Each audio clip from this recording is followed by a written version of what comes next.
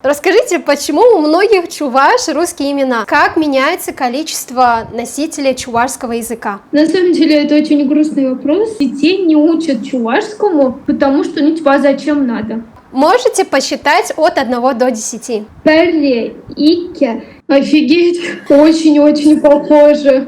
Армысыздар, құрметті көрермендерім. Бүгінгі бейнероликте ұзақтан күткен қонағымыз Чуваш халқының өкілімен сұхбат жүргізетін боламын. Чуваш этносы Ресей Федерациясының құрамындағы Чуваш Республикасының жергілікті тұрғындары. Чуваш ұлты түркі тілдес бұлғарлар мен финно-угор тайпаларынан пайда болған. Негізінен оларға бұлғарлардың тигізген әсері көбірек. Басқа түркі тектес елдерден бір ғана айырмашылығы, олар православие дінін, христиан дінінің бір тармағын қабылдаған ел. Толығырақ чуваш халқы жайлы бүгінгі сұхбат барысында танысатын боламыз. Здравствуйте, Ксения. Добрый день. Рада знакомству с вами. Как у вас дела? Я тоже очень рада. Прекрасно, как у вас в теплой Шри-Ланке. Спасибо, все отлично. Наслаждаемся моментом. Еще загорело так, темненькое стало сейчас. Да, можете представиться, рассказать о себе нашим дорогим зрителям? Меня зовут Ксения Романова, мне 27 лет. Я чувашский блогер, чувашка. Занимаюсь чувашским именно блогингом с 2017 года. Вот, что еще? Очень интересно. Кстати, например, сейчас в интернете, в Инстаграме многие блогеры ведут контент про заработки денег или про путешествия, но очень редко увидеть человека, который ведет про этническую культуру, да? И расскажите, почему вы решили начать свой контент, который относится именно к вашему народу? Изначально, когда я еще училась в школе, у меня была такая потребность, чтобы свою культуру показать в более современном варианте, скажем так. У нас, например, там проводились какие-то праздники, на них танцевали в чувашских традиционных костюмах, пели и так далее. Прикольно, но как-то не современно. И вот всегда вот эта вот потребность была. Потом, когда я уже училась в университете, на одном форуме познакомилась с татарским блогером, который ведет свой аккаунт только на татарском языке. И мне это так понравилось, я решила посмотреть, есть ли чувашские блогеры. На тот момент чувашских блогеров, которые на чувашском все ведут, вообще не было. Мне было печально от этого, потому что, столько разных блогеров существует, особенно, если сравнить с соседями с нашими, у татар очень много, а у нас нет. Я и подумала, что я могу быть первой, той самой. И в 2017 году я завела блог свой в инстаграм-аккаунте Чувашбеги.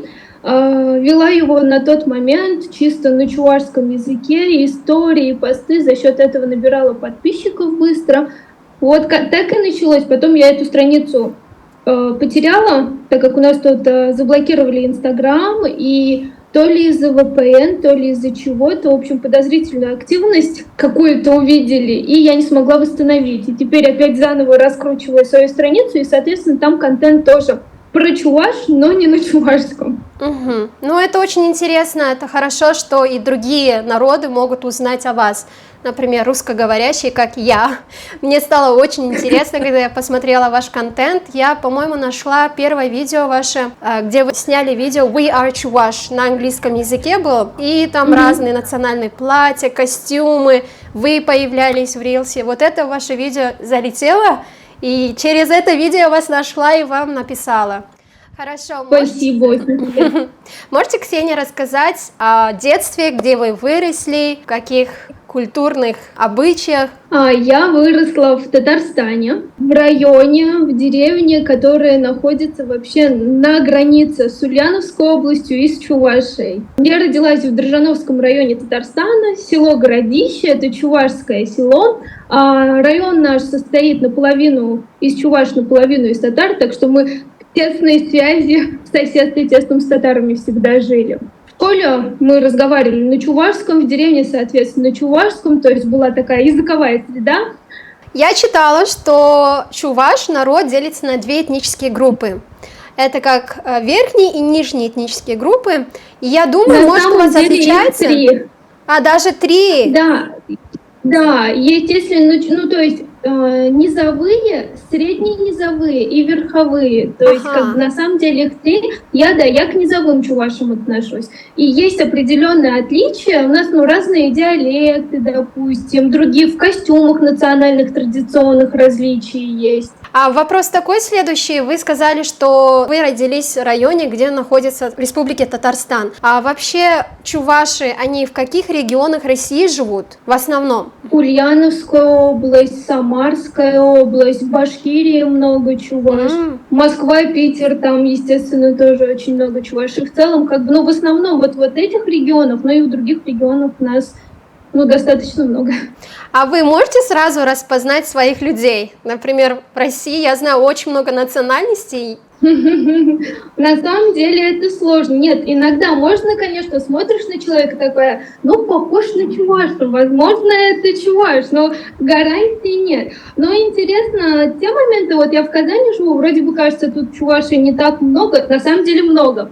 Мы с подружками буквально недавно ходили, вспоминали ситуации комичные, когда мы разговаривали на чувашском, думая, что вокруг никто не понимает. А там чуваши оказывались рядом и что-то говорили. Идем, обсуждаем это, и девушка, которая впереди шла, поворачиваясь, такая: «Чуваши везде!» И дальше пошла. А вот можете рассказать про традиции и обычаи, которые вы знаете о своем народе? На самом деле у нас много традиций, и самое интересное то, что они от поселения к поселению могут иметь отличия. Что я хотела конкретно вот здесь рассказать. Допустим, у нас есть очень интересные обычаи, которые связаны с проводами в армию. Вот у меня, например, брат старший есть, когда он уходил в армию, они поют «Солдат Юри», то есть солдатская песня называется. Собираются друзья, они ходят по деревне, поют эту солдатскую песню и заходят в гости к своим к родственникам солдата, к друзьям и так далее. Интересно то, что вот эта вот солдатская песня, она даже от деревни к деревне, она отличается, слова другие.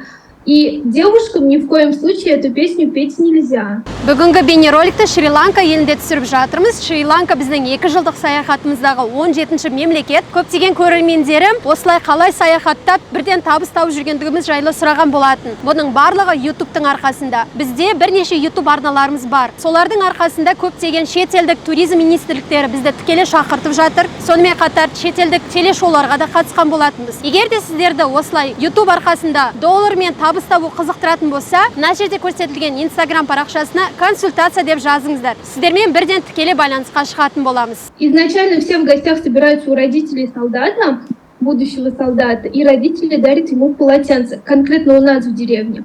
Солдат вешает это полотенце себе на шею. И когда они уже с друзьями ходят по деревне, поют песни, заходят в гости, все вот люди, к которым они зашли, тоже дарят полотенце. И полотенце перевязывают между собой, и все вешают, получается, обматывают вокруг шеи. И вот так собирают, у нас просто на несколько лет вперед обеспечили нашу семью полотенцами, когда брат в армию уезжал. Вот. А потом уже часть этих полотенец, перед тем, как уже уехать из деревни, они на столб, который рядом с деревней находится, на выезде из деревни, завязывают и уезжают. Поют, причем эту песню не один день, а могут прям неделю ходить, по вечерам петь вот это вот «Солдат Юри». Вот это очень интересная традиция. У нас нет такой традиции. Очень интересно. Да? А как у вас провожают в армию? У нас просто парень идет в армию, только когда возвращаются, приглашают родители приглашают родственников, друзей, и просто за одним столом кушают, общаются, спрашивают, как все провел, как там, не было ли сложно, какие моменты были. В целом, обычные просто посиделки, нету таких особых традиций, как я помню, как я знаю. Вот, у нас еще есть чогот пучланы, это когда рождается ребенок. Чогот — это национальное блюдо, которое делается из творога, яиц, соли и запекается в печи или в духовке. Чогот пучланы, то есть начинают чогот. Когда ребенок рождается, приходят, получается, собирают гостей собирают, и в самом начале вот этот вот чогот берут, бабушка с дедушкой ребенка, солят его, разрезают, кладут на хлеб и угощают вот этим блюдом крестных. маму крестную и отца крестного. А потом уже это угощение дают другим гостям. А гости, в свою очередь, дарят подарки, либо денежку ребенку. Интересно. Вот. И как бы этот обряд надо обязательно проводить. Вот у меня 2 племянников, и вот с ними вот это все было. И тут интересен тот момент, что вроде бы обряд это такой традиционный чувашский, который еще с традиционной веры остался. Но там вот так вот соединилось, и крестный отец с крестной мамой появились, и они в нем участвуют. Интересно. И как бы у нас очень много во многих таких праздниках, либо традициях, вот какой-то такой гибрид христианского праздника и традиционного чувашского. Это очень интересно. Я вот специально сегодня спросила у своей подруги, которая некрещенная чувашка, традиционной верой из такой деревни, и говорю, а у вас есть похожий обряд какой-нибудь? Она говорит, да, но у нас не чогот пушланы, а яшка. То есть яшка это суп. Они готовят суп, и по сути посыл такой же, там тоже дарят подарки, тоже это делают, когда рождается ребенок. И самое интересное то, что это не везде сохранилось. Например, у нас вот в деревне это есть, а в какой-то соседней деревне в этом же районе этого обряда может не быть. А где-то есть, но он уже немножко другой, вот суп готовит, а где-то кашу готовят. Интересно. А вы когда сказали после рождения ребенка, это прямо после дня, когда привозят мать и ребенка с роддома, или через некоторое время? Нет, на самом деле не знаю, как изначально это правильно, но у нас, когда мы были готовы, скажем так, когда ребенок еще был маленький, когда его, по-моему, даже крестили, но как-то выбирают день удобный. То есть у нас не было такого, что там несколько месяцев было моим племянником. Могло быть, что там 2-3 годика, может, даже постарше. Но главное, обязательно этот обряд надо проводить. Я у мамы спрашивала, почему это делается. Она говорит, если бы такой обряд не провести, то когда уже в старости этот человек умрет, то его не смогут похоронить на кладбище, только там с краешку могут похоронить. Мама мне так объясняла. Ух ты!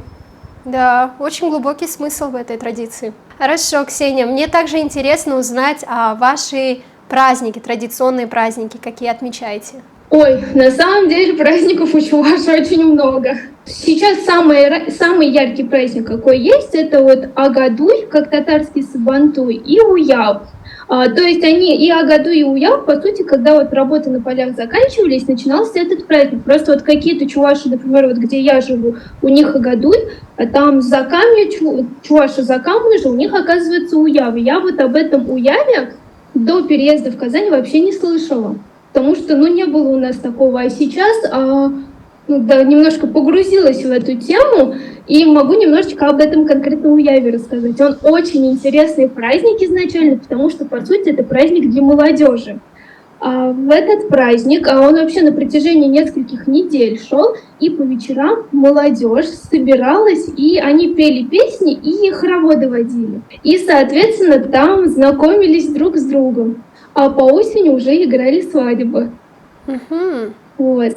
Интересно. И этот очень интересный по мне праздник. Сейчас его в Татарстане у нас тоже возродили. Конечно, не в таком формате, как было раньше, но у нас летом выбирают один день, где вот этот праздник на республиканском уровне, вот этот Уяв празднуют. Также водят хороводы, и всякие современные элементы, естественно, сейчас уже. Типа ярмарки, там, каких-то выступления и так далее. Классно. Вот. Есть Керзари праздник, это уже осенний. Керзари это осеннее пиво. Хочу добавить, что у чуваш национальный напиток это пиво. Да.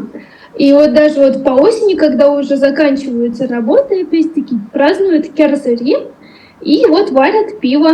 И радуются тому, что вот благодаря хорошему урожаю, который был, и молятся, чтобы был в следующем году такой же хороший урожай. Потом вообще по календарю очень праздников много. Допустим, Кожарни, который вот как раз у Эльдияра читала сегодня, обновляла свою память, и происходит от слова «кош» турского, который зима. Эрни — это недели, типа, зимняя неделя. Это праздник проводится зимой, там гадания происходят, другие моменты и так далее. Вот. Есть сургури, кожарни, в общем, праздников полно. Интересно, хорошо. А до христианства у вас какая религия была? Вообще я это называю традиционной религией. Я просто тут боюсь немножко ошибиться. Я изначально говорила, что это тенгерианство. Я думаю, тенгерианство, Вот. потому что же вы Да. мы же все родственники, и все вы вышедшие Да. именно с наших регионов, с Алтая. Да, у нас у всех тенгерианство было, просто мы приняли ислам, а вы переехали в ту сторону, где сейчас проживаете, и уже приняли христианство. Да, понятно. Да. Мгм. И интересно, да, у нас прям своя мифология, очень интересная. И, конечно, я думаю, Эльдияр об этом расскажет, но я тоже немножко могу добавить. Например, у нас есть такая фраза популярная «Чаваш пацень тенджебеди». Переводится так: если погибнут чуваши, погибнет весь мир. Ух ты. С чем это связано? То есть считалось, что чуваши живут в центре земли. И как бы вот эта вот земля, на которой они живут, она, омывается со всех сторон водой. И, соответственно, берег разрушается из-за этого. И, получается логично, что если берег разрушается и дойдет до середины, а в середине-то чуваши, то есть если уже и чувашам конец придет, тут другим явно тоже конец. Вот. Интересно. Хорошо. Такая интересная фраза с таким смыслом. Можете еще раз Интересно. повторить на своем языке, как вы сказали? Чаваш пацень тенджебедеть. Вау, слово «бц», как у нас на нашем языке, мы тоже говорим «бц». «Бц» это значит, если заканчивается. Да, то же самое. Ух ты, да, это точно 100% тюркское слово. Если честно, я еще также хотела узнать про разные ритуалы, которые ваш народ проводит, потому что тенгрианство это основывается на разных ритуалах. Помню, что вы говорили, вне интервью говорили, что в детстве там мама вас вела к разным колдуньям, чтобы исцелить вас. Да, что-то такое у нас было в моем детстве, я тоже чем-то болела, мне было, наверное, 5-4 года, мама меня вела тоже к каким-то бабушкам, а та бабушка была, кстати, русская, как я помню, русская, может, тоже другой национальности, я помню, я очень маленькая была, я еще тогда не умела говорить по-русски, вот, тогда она что-то мне делала, исцеляла, что-то говорила мне, и вот это, может, у вас тоже есть, очень хотела узнать. Да, так интересно, что у вас такое тоже было. У нас это есть, и оно до сих пор распространено. Когда мне становилось, плохо, допустим, приходила соседка, считалось, что на меня, щенжили попал.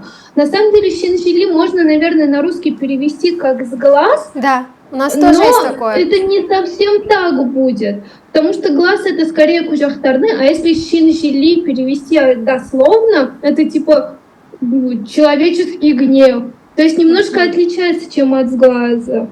Вот. Но мы как-то искали с другом перевод этого слова, выражения, но на русский конкретно прям идеально подходящего перевода не нашли. Вот. И вот она приходила, я садилась на стульчик, она ходила вокруг меня, шептала какие-то слова определенные, а потом набирала в рот воды и вот прыскала на меня этой водой. Да, у нас тоже самое есть. Вот, у нас это так проходило. А вот я там с подписчиками на эту тему общаюсь, и там говорят некоторые, что берут гриб, который то ли на дереве растет, есть же грибы, которые на дереве, если я правильно помню, поджигают его и уже водят вокруг вот с этим дымком. То есть у нас такого не было, но люди делятся еще такими вещами. У нас есть такое, но без... Ой, извини. Да, то, что ты говорила с огнем, у нас есть такое, что мы берем спички, и по 3 штуки, нечетные числа, берем по 3 штуки, разжигаем, и потом с этим огнем проводим по голове 3 раза, по телу 3 раза. Это значит, чтобы с глаз ушел, с твоего тела. Вот то же самое, как интересно и неожиданно в какой-то степени. Детей тоже водят к бабушкам. Я помню, когда я сама маленькая была, я боялась темноты, и меня тоже водили к бабке. У нас вообще есть даже в книжках «Бэрю суру чальхи», типа вот это специальные отделы. В общем, где как раз прописаны вот эти вот ад с глаза, всякие стихотворения, вот стишки и другие моменты. Там же там не только с глаз, там все это такая литература, скажем так, она богатая в этом плане, и на разные случаи жизни, скажем так, там есть вот, Интересно. стихи, как это правильно выразить. У нас есть еще такое, когда ребенок рождается, мы надеваем пуговицу со знаком такой синий глаз. Синий глаз. Как в Турции же есть такое, продают же сувениры, такой огромный глаз. Вот, у нас есть такие пуговицы, мы специально надеваем на одежду ребенка новорожденного, когда, например, гости или кто-то приходит домой, когда смотрели на ребенка, не было сглазов, чтобы все было только в позитивном смысле. Да, это как защищает от сглаза. И у нас есть такое, что черной сажей вот тут оставляет знак новорожденному ребенку. Тянут вот так вот. Вот так вот тянут, да, оставляют знак новорожденному, чтобы не было сглаза.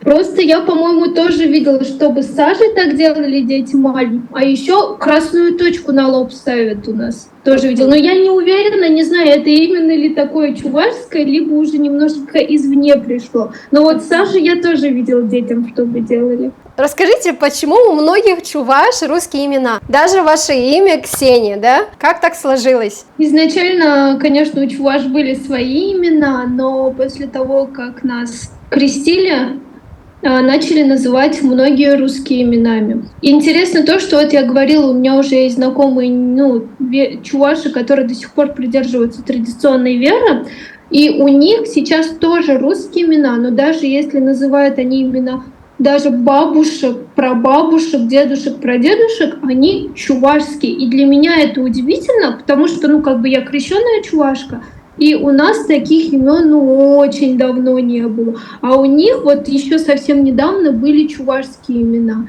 Сейчас, к сожалению, у нас у всех русские имена, и то, что есть чувашские имена, это скорее исключение, и не так много их. Но немножечко сейчас возрождается на это мода. Есть молодые люди, которые имена меняют свои. То есть был Александр, стал Ильдияр. Да. Или и так далее. Кто-то уже детям дает чувашские имена, но это уж не поголовно, это скорее, мне кажется, даже мода сейчас больше. Интересно, да. Имя Ильдияр звучит как тюркское имя. У нас тоже есть такие имена. Альтаир, например, моего племянника. Еще Ильдар есть у нас в нашей стране. Имена, которые созвучны, схожи с Ильдиаром. А еще какие женские имена вы знаете, именно традиционные? Нарспи, Саламби, Хевельби. То есть, допустим, Хевельби, Хевель — солнце, Пи от слова пиге — девушка, то есть солнечная девушка. Саламби, салам приветливая получается. Но есть более сложные имена. Юма, допустим. Вообще очень много имен, очень. И очень жаль, что сейчас мало кто этими именами пользуется. А это я вам девичьи имена назвала. Чувашские я вам просто называю из популярного произведения чувашского, из поэмы про Нарспи, как раз там Сетнер — мужское имя, Тохтаман — мужское имя, и много других имен есть. По-моему, они очень красивые. Да, очень красивые. Даже когда вы сказали девичье имя, в конце «би» у нас девушек на казахском называют «бикеш». Да. Похоже. Очень похоже. Еще распространенное имя мужское — Тимер. Но мне кажется, у вас тоже Тимер слово есть, да, железный. Тимир. Тимирлан. У нас есть Тимирлан. Да, у нас Тимер. Следующий вопрос. Как меняется количество носителей чувашского языка? На самом деле это очень грустный вопрос. К сожалению, количество чувашей уменьшается. И если смотреть перепись населения, которая там то ли в 2021 году была, там очень большой процент чуваш, он просто исчез. Но это многие связывают с тем, что, возможно, перепись не совсем корректно происходила, и поэтому там часть чувашей недосчитанная осталась. Но все равно темпы того, как исчезает количество носителей чувашского языка, количество чувашей, оно немножечко даже пугает. На самом деле, даже вот изначально, давно уже в городах в основном детей учили на русском языке общаться, чувашскому мало кто учил, но в деревнях, потому что там была среда чувашская, все разговаривали на чувашском. Но я даже сейчас в свою деревню приезжает, мама говорит, что есть люди, которые детей, будучи в чувашской деревне, являясь чувашами, детей не учат чувашскому, потому что, а зачем надо? Русский нужнее. К сожалению, есть такая не очень положительная, неприятная тенденция. И это связано с тем, что среды как таковой нет чувашской. В деревнях еще более-менее, а так, в городах все, чего надо, можно добиться на русском языке. В этом плане у меня есть одна очень хорошая знакомая, которая живет в Чебоксарах, и она учит детей чувашскому своим. И бывает, где-то же дети, они капризничают и так далее, и бывает не хотят на чувашском говорить. И она говорит, я в такие моменты, если они у меня что-то просят, им что-то надо, если они просят у меня на русском, я делаю вид, что я их не понимаю, о чем ты. И поэтому им, говорит, приходится на чувашском меня просить, и я тогда, делаю, чего они хотят. Как раз-таки это в действии, то, что им необходимо детям на чувашском разговаривать с мамой, что-то попросить, чтобы получить то, что хотели, они разговаривают. Если бы мама так не сделала, они бы на русском общались. И из-за того, что как таковой среды нет, где этот чувашский язык необходим, будем честны, такие печальные изменения происходят. Конечно, есть определенные активисты среди молодежи, какое-то сейчас возрождение идет, которым именно тема чувашской культуры, языка, она интересна. То есть я наблюдаю сейчас, этого больше. Есть у меня у самой знакомые, которые чуваши, там выросли в городах, не знают чувашский, но они начинают изучать язык. Проводятся у нас даже бесплатные курсы чувашского языка, тоже активисты делают. И и люди, это востребовано, люди этим пользуются, и это радует. Но это все равно так, если посмотреть, наверное, капля в море. А когда вы сами в детстве учились в школе, вы на каком языке учились? Я помню, мы в начальных классах точно на чувашском все учили. То есть даже математика на чувашском. У нас книги, учебники, они были на чувашском языке. А потом, я не помню, в каком классе я была, было приказано, чтобы учили на русском языке. И у нас и учебники тогда с чувашского на русский поменялись, и на русском все шло, но тем не менее мы между собой на чувашском разговаривали, мы с учителями на чувашском разговаривали, в деревне все на чувашском разговаривали. То есть на меня конкретно и на мой класс, на мое поколение, мне кажется, это не повлияло, потому что и без этого очень много практики языковой было. Интересно было то, что мы вроде общались на чувашском, но с подружкой, когда играли в куклы, они у нас общались на русском. Видишь по телевизору фильмы на русском и так далее. И и куклы должны как в телевизоре на русском. Ага, интересно, хорошо. А есть фильмы на чувашском языке или были? Да, есть. Особенно, когда я росла, у меня такое ощущение, может, я путаю, как будто всего чувашского, как будто бы даже было больше. Но, возможно, это немножечко субъективное ощущение, потому что тогда я в чувашской деревне жила, а тут все равно в городе, в Казани, и по-другому. В общем, у нас были фильмы, мы на DVD покупали, чувашские смотрели. А у нас есть исполнители, чувашская эстрада. У нас в одно время очень были популярны апельсиновые мальчики. Но они прям очень популярные были. Я прям так их любила слушать. Они такими крутыми казались.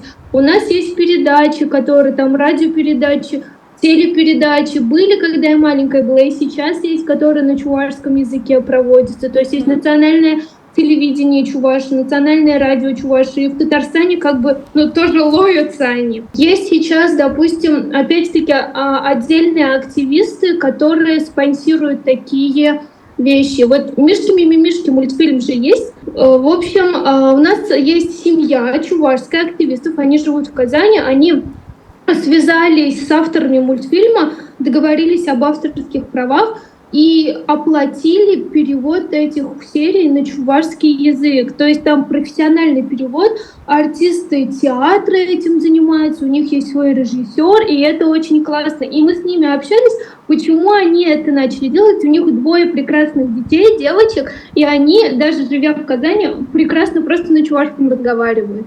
И вот когда у них, оказывается, родилась первая дочка, их очень заботило то, что не так много для детей на чувашском языке создается контента, скажем так, мультфильмов мало и так далее. И изначально они вообще планировали чувашский мультфильм самостоятельно сделать, но в итоге перевод «Мишек-мимимишек», и уже у них вторая дочка родилась, и они смогли наконец-то заняться вот этим вот. И вот ради детей, ради своих дочек начали это дело, и как бы оно вот у них идет, они переводят мультфильмы. Мне кажется, это очень классно, потому что когда я сама смотрела этих Мишек-мимимишек на чувашском, я думала, это как-то на уровне Республики Чувашской поддерживается, делается. А это, оказывается, просто обычные люди, поэтому уж спонсируют вот это все, выделяют свои деньги, чтобы создавать чувашские мультики, переводить. Да, очень интересно. Достойно большого уважения такое дело. Да. Я подготовила несколько слов, которых я хочу сравнить с чувашским. Я буду сначала говорить на русском, далее переведу на казахский, а потом вы на чувашский язык. И наши зрители смогут проверить, насколько наши языки могут быть схожими. Можете посчитать от 1 до 10. Перри, Икя, Вися, Твато, Пиллек, Улто, Щитя, Саккор, Тохор, Вунно. Ага, теперь послушайте меня. Очень-очень схоже. Так. Бер, екі, үш, төрт, бес, алты, жеті, сегіз, тоғыз, он. Офигеть! Очень-очень похоже. Да, очень. А как будет, если посчитать все десятичные от 20 до 100? Вунно, Сирам, Водор, Хярах, Алло, Утмол, Ситмель, Сагорвунно, Тогорвунно, Шер. Вау, да, очень похожий. Сейчас послушайте меня. Он, жиырма, отыз, қырық, елу, алпыс, жетпіс, сексен, тоқсан, жүз. Да, у вас еще больше на татарский похоже. Да, у нас схожесть, наверное, наших языков около 80%.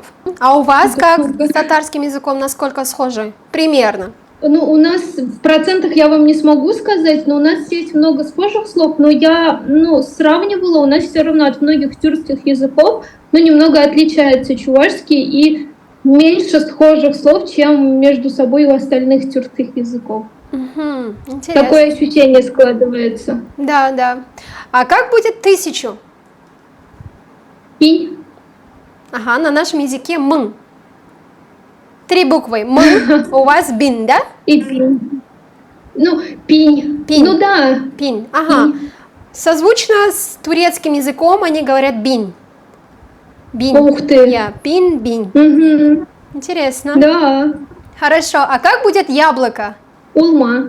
На казахском алма. 1 в 1 практически.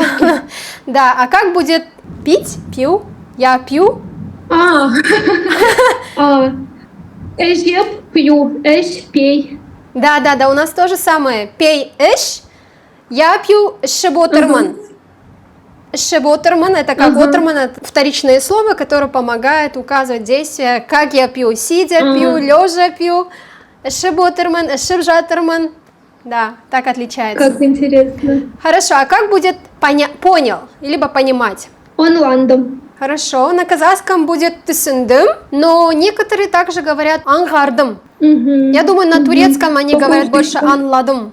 Очень схожие. С татарским тоже схоже очень. Да. А как будет конь? Лажа.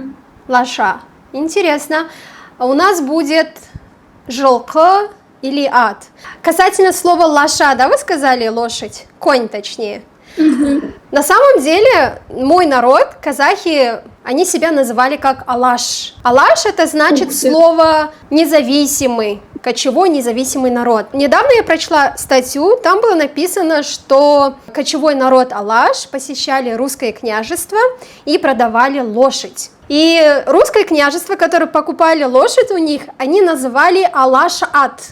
То есть ат это на нашем языке конь, а лаш это мой народ, как казах. И так и появилось слово лошадь. Лошадь. Ага. Да, как алаш ат. Как это очень интересно и как логично. Да, очень А у нас, логично. кстати, еще говорят ут ложа или ут. Ну просто обычно только ложа, но вот ут тоже есть. Интересно. Кстати, ссылку на эту статью я оставлю в описании, можете тоже прочесть. А как будет твой конь? Санын ложу. На нашем языке будет сенің атың.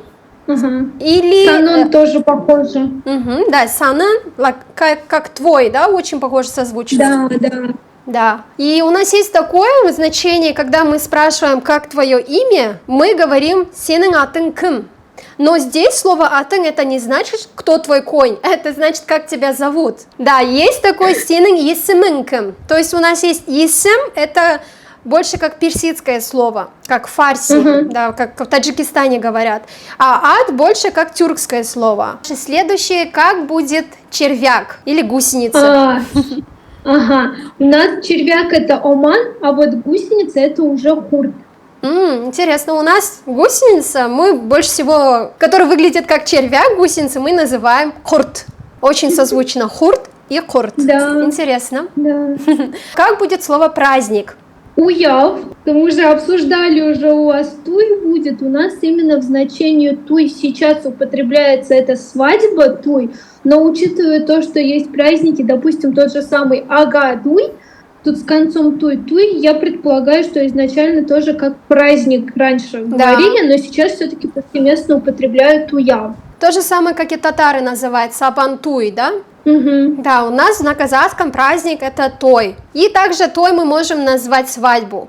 Потому что мы пишем, например, Миржан мен Айжаның үйлену тойы. То есть это значит свадьба Миржана и Айжана. Да, туе. Ксюша, тогда Рома туе. Да, очень схоже. Да, интересно. Как будет слово золото? Илтон. На казахском алтын. Очень схоже. Один в один. Да, интересно. А как слово ложка? Кожок. На казахском касык. Косык похоже. Как будет слово картошка? На самом деле, тут немножечко побольше чуть история будет. Литературно это шерулми, то есть шер это земля, улма это яблоко, то есть земляное яблоко. А в некоторых местах более укороченные варианты говорят. Например, у меня в деревне это шерми, то есть улма сократили. Вообще очень много разновидностей. Те, кто там в соседстве с татарами живут, у них паранго, как беренге татарское. Есть кто на русский лад более картахви может говорить. Где-то вообще канду говорят. Где-то говорят просто улма. Вот просто для нас улма это яблоко по умолчанию. А когда уже говорят шарулми, для нас, для моей местности, это уже картошка. Но есть люди, для которых улма по умолчанию это картошка, а яблоко уже панулми. И иногда такие смешные недопонимания происходят. Вот человек, который считает, что картошка это улма, говорит мне, допустим, вот, принеси там мешок, ведро улма принеси. И я стою и думаю, как это? То есть как будто бы нелогично, а по сути вообще разные вещи имеются в виду. Да, интересно. А в нашем языке мы говорим карто, но есть слово, которое научное, в книге биологии написано актинек. Актинек. Ах это значит белое, тинек это значит как корень. То, что под землей растет белый, как из корня вырастает плод какой-то. Актинек. Это очень логичное определение. Но у вас тоже самое жер, алма. Очень интересно. Может, кстати, среди наших тоже есть люди, которые так называют. Может, и другие тюркские национальности так называют. Интересно. Да, на самом деле очень много слов схожих. Наверное, последние 10 слов озвучим, чтобы наши зрители узнали больше схожих слов. Хорошо, как будет слово «деньги»? Укся. На казахском «ахша». Одна буква всего лишь. Дальше, как будет слово «белый»? Шуро.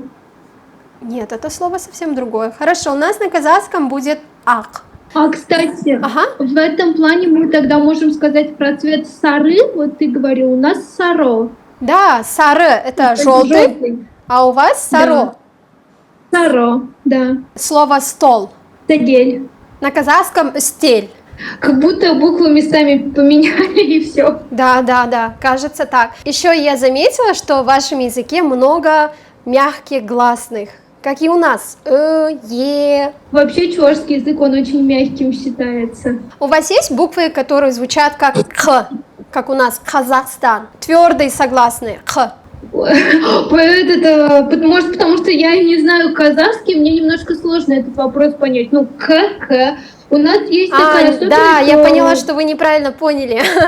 Да, слово Да. буква есть к, есть буква к. Слово Казахстан, ну, немножко буква к, но такой сложно созвучный, через горло говорим. К. Не к, не такой мягкий, а такой тяжелый к. Нет, у нас Нет. такого нет. У нас, в отличие от русского алфавита, есть 4 дополнительные буквы. Ага, какие? Это О, Оман, О. О, Вот. Есть как раз мягкое. Есть Щ. И есть Ю. да, очень интересно. Хорошо, давайте перейдем к другому слову. Как будет слово карандаш? Карандаш. Ага, хорошо. Ну, вот. Ну да, я думаю, это в наших странах везде карандаш, потому что на казахском звучит карандаш. Это слово, вышедшее из тюркского языка, как кара, это на нашем языке черное, даш, это как слово таз, камень, то есть черный камень. А я думала, это с русского карандаш произошло. Нет, это наше слово, знала. да. Тюркское слово. Как будет слово голова? Пусть. На казахском бас. Похоже. Мгм. И также мы можем сказать начало родника. Булахтың басы. А вы можете сказать слово Что? бас в смысле начало чего-то? Да, начинается бас. Я могу сказать, пушлана начинается. А, да. У Думаю. нас тоже есть такое слово басталада. Начинается. Как будет слово ячмень? Урба. Мгм. На казахском арпа. Да, Очень похоже тоже. Да. А как будет слово волосы? Щусь. На казахском щащ. Ух ты. Да, интересно. Мне кажется, у тебя вот в блоге были видео, где ты вот с турками общаешься на казахском, и они понимают. Мне кажется, мы тоже могли бы в какой-то момент общаться на своих языках и понимали бы друг друга. Да, конечно, конечно. Вишня. Чье? На казахском тоже щие. Как будет слово мама? А нет. На казахском она. Как будет слово папа? А те. Вау, очень схоже. У нас на казахском эке. А брат, как старший брат. Старший брат теде, либо пече. А младший? А младший брат шалом. У нас на казахском языке старший брат это ага. Младший брат, если я девочка, например, девушка, и мой младший брат будет мне баур. Если парень, например, младший брат моего мужа, к моему мужу считается как эне. Как сложно. Отличается, да, различается. Если мой младший брат, я говорю баур, если младший брат моего мужа, муж называет его энем. А как... Очень интересно, но очень сложно запомнить. Да, если честно, у казахов у нас есть название каждому родственнику. Например, мой ребенок моему отцу будет жиен, а, например, сын моего брата моему папе считается немере. Ребенок дочки будет жиен, а ребенок сына будет немере. Классно. У нас в этом плане дедушек и бабушек по маминой и папиной стороне по-другому, по-разному называют. Например, как? Например, с маминой стороны дедушки и бабушки у меня Кугамай бабушка и Кугазей дедушка, а с папиной стороны Азане и Азате.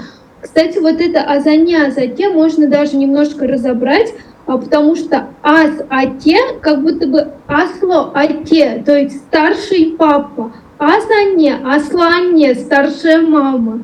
Это именно с папиной стороны родственников. Но есть, опять-таки, по-моему, у верховых чувашей бабушку и дедушку с маминой стороны, они совсем уже по-своему называют мажак, мамак. Вот такое у них идет. Интересно. Есть еще диалектные отличия. Да, у нас бабушек называют әже, а дедушек называют ата. А если это, например, бабушка, дедушка с маминой стороны, мы просто называем нағашы. Нағашы әже, нағашы ата.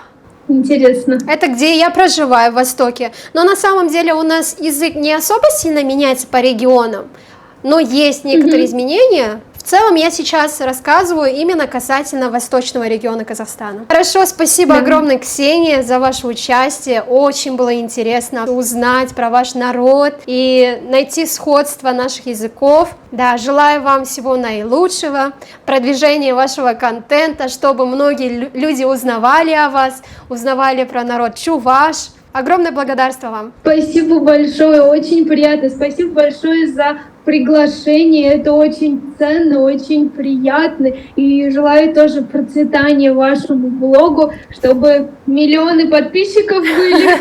Спасибо огромное. И смотрели контент про тюркские народы. Спасибо огромное. Мы также приглашаем вас в Казахстан. Приезжайте, вас встретим, покажем наше казахское гостеприимство, приготовим наши традиционные блюда. Да, кстати, в этом интервью мы не успели обсудить про традиционные блюда, но еще будет следующий гость, также друг Ксения, Ильдиар, это уже следующий выпуск, там ему уже оставшиеся все вопросы обсудим. Спасибо огромное, Ксения. Сұхбатты соңына дейін зейін салып қарағандарыңыз үшін көп рахмет. Келесі сәтте қай түркі тектес халықтың өкілімен сұхбат жүргізгенімді қалайсыздар? Комментарий бөлімінде өз ойларыңызбен бөлісіп қойыңыздар. Көрермендерімнің арасында маған тіркелмегендер болса, ұмытпай менің ардама тіркеліп, лайк батырмасын басып қойыңыздар. Егер менің жасап жатқан жұмысым ұнаса, Каспи нөмірім арқылы қолдау көрсетіп қойсаңыздар болады. Сіздердің қолдауларыңыз менің контентімнің алдағы уақытта дамуына үлкен үлес қосар еді. Қош көріскенше сау болыңыздар.